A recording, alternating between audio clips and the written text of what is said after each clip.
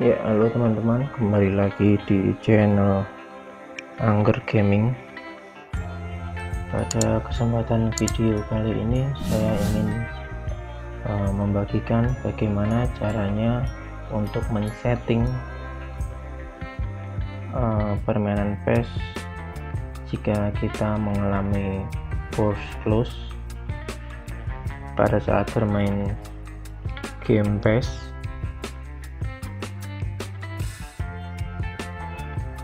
Yang pertama, kenapa bisa force close ya, faktor yang mempengaruhinya adalah faktor dari device yang kita gunakan atau spek laptop yang kita gunakan.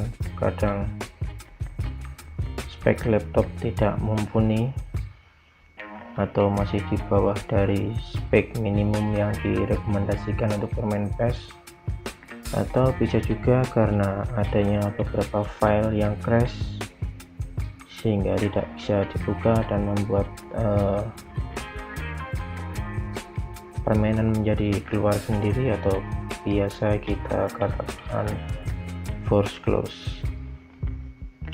Oke, jikalau problem yang dialami adalah akibat dari spek laptop yang kurang mumpuni, di sini saya akan membagikan bagaimana caranya agar kita tetap bisa bermain PES meskipun spek laptopnya rendah. Oke, yang pertama di sini yang saya ingin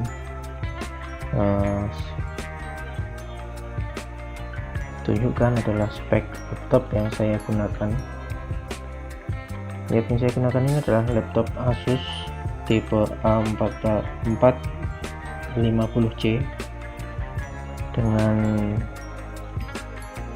RAM 2GB.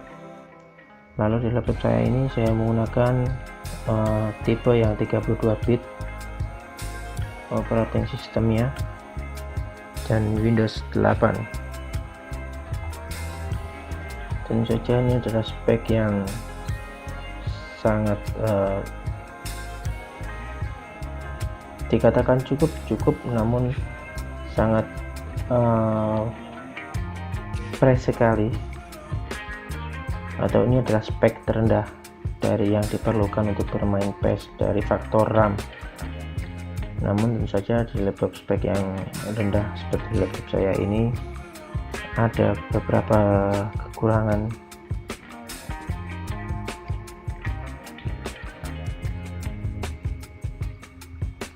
Sebentar. Oke, jika kita lihat dari spesifikasi dalam setting Pro Evolution Soccer-nya PES 2013-nya, maka inilah yang terjadi. CPU di laptop saya untuk bermain PES katakanlah bad atau kurang baik. Untuk RAM masih oke, mumpuni, karena di sini minimum sistem requirement-nya yaitu adalah menggunakan laptop yang dengan 1 GB RAM atau RAM-nya 1 GB. Namun yang direkomendasikan adalah RAM 2 GB. Ya, dari segi RAM laptop saya masih mumpuni lah, oke. Tapi dari faktor dia GPU-nya ataupun VRAM-nya, virtual RAM, unable ya. Jadi kalau bahasa saya sendiri secara pribadi adalah kurang. Oke, jadi lalu apa yang saya lakukan untuk mengatasi problem ini? Yang pertama, dari segi display, masuk saja ke setting di PES-nya, setting, di klik kanan lalu run administrator. Saya ulangi, jadi klik kanan run administrator, yes ya, pasti muncul peringatan ini karena spek dari laptop kita, tapi kita oke saja, tidak masalah. Yep, ini dia display yang saya gunakan. Saya menggunakan window mode, lalu resolusinya adalah 1280 dan 720. Jadi saya secara pribadi tidak menggunakan layar penuh, tapi jika teman-teman ingin menggunakan full layar ya tinggal sesuaikan saja. Dengan cara melihatnya adalah di bagian ini di halaman depan, lalu cek di screen resolusinya. Yap, ini. Jadi tinggal pilih saja. Oke, tapi saya akan tetap menggunakan resolusi ini. Lalu di picture quality-nya saya gunakan yang paling rendah atau low. Ya, ini juga agar grafiknya juga tidak terlalu membebani, atau setidaknya bisa digunakan untuk bermain, jadi tidak mengalami kendala saat bermain. Lalu di optionnya centang saja semua, enable frame shaping dan juga wait for ini apa ini bacanya, vertical shrink. Oke, jika ini semua sudah oke, lalu yang kedua yang perlu kita lakukan adalah masuk ke kit server 13 nya. Kita masuk, lalu kita cari config. Yap, ini dia config, klik kanan lalu run administrator. Ya, ini dia di settingan MISC settingnya, yang aspek ratio correctionnya buat saja automatic atau otomatis. Lalu jika teman-teman ingin melakukan full layar seperti apa yang saya katakan tadi, ini dicentang lalu masukkan resolusinya, resolusi layarnya. Jadi ini pakai yang resolusi yang direkomendasikan ini. Oke, jika ini sudah, lalu di enforce picture quality-nya, kalau yang di kit server ini saya pilih yang medium, karena jika saya pilih low maka tidak akan bisa. Saya buat high juga tidak bisa, karena tidak akan mencukupi. Nanti yang terjadi adalah patah-patah yang sering saya alami atau lag. Lalu jika sudah, klik saja save.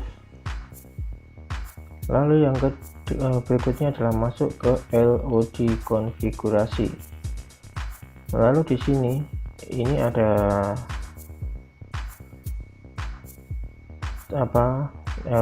Yap, ini semua pilihan yang ada di sini, player gameplay, player replay, player intraskin, semuanya dicentang saja. Jadi semuanya dicentang saja. Jika sudah, klik save, lalu kita close saja.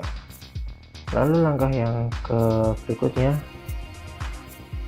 kita kembali dari config, kita scroll ke bawah, ada fix, klik kanan, run administrator. Ya, jika sudah kedip seperti barusan, berarti itu sudah oke, sudah beres. Lalu ke manager, kembali run as administrator. Lalu di sini yang di game executable ada anak panahnya, klik, pilih yang PES 2013 exe. Jika sudah, attack. Oke, jadi ini yang saya pakai teman-teman, settingan yang saya gunakan di laptop saya agar saya tetap bisa bermain PES 2013. Oke, kita coba masuk ke dalam gamenya. Yep, waktu akan bermain pasti akan muncul demikian untuk laptop saya.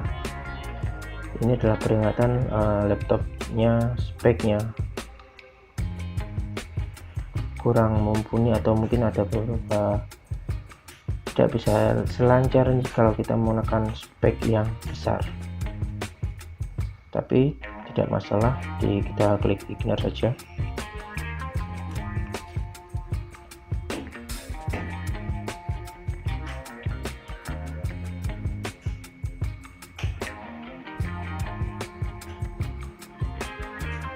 Yap, ini dia. Ini saya menggunakan PES 2013 patch tahun 2021 dari RZN. eFootball.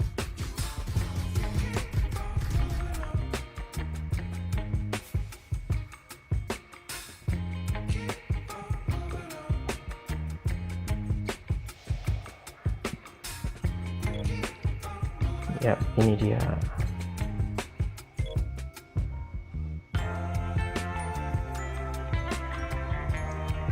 Oke teman-teman, mungkin di sini akan sedikit lemot atau agak lama nge-lag karena saya juga menggunakan laptop saya ini untuk merekam menggunakan Bandicam, dan tentu saja jika saya menjalankan dua aplikasi secara bersamaan, PES dan juga Bandicam, di laptop yang speknya rendah seperti ini juga akan sedikit membebani. Hasilnya adalah jika kita gunakan untuk bermain game maka akan sedikit patah-patah, namun tidak parah. Namun jika kita gunakan hanya untuk bermain game alias tidak sambil merekam, sejauh pengalaman saya yang saya gunakan adalah semuanya bisa berjalan dengan baik alias lancar-lancar saja dan tidak mengalami kendala. Oke, jika cara yang sudah saya praktekkan ini sudah teman-teman lakukan dan ternyata masih flows, maka kemungkinan ada file di PES-nya yang rusak. Jadi bagaimana cara mengatasinya? Ya, kalau menurut pendapat saya pribadi yang adalah uninstall aja dulu, uninstall dulu, lalu install ulang PES originalnya, lalu gunakan patch dari satu sumber saja. Jadi misal patch pakai punya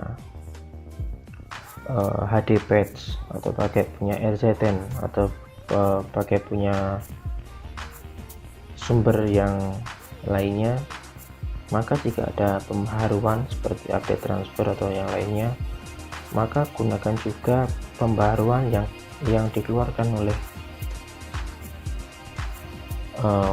mereka, jadi oleh penerbit patch yang tadi teman-teman gunakan.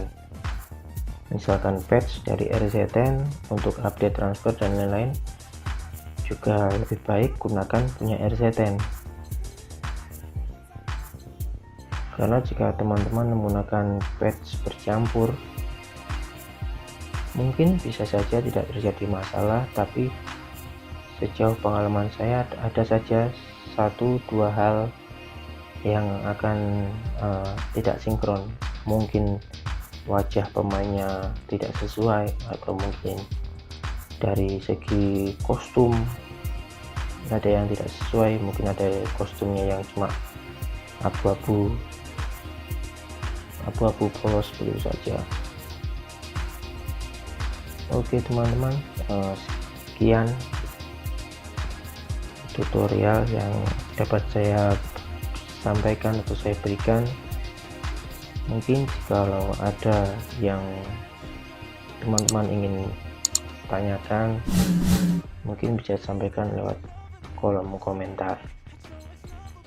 Oke teman-teman, sekian dari Angger Gaming kali ini. Maafkan jika ada mungkin salah-salah kata atau penyampaian yang kurang pas. Mungkin teman-teman juga bisa memberi kritik dan saran di kolom komentar juga. Dan jangan lupa memberikan komen atau tekan tombol like dan juga subscribe-nya untuk mendukung kemajuan channel ini. Oke, terima kasih teman-teman. Sampai jumpa di video yang berikutnya.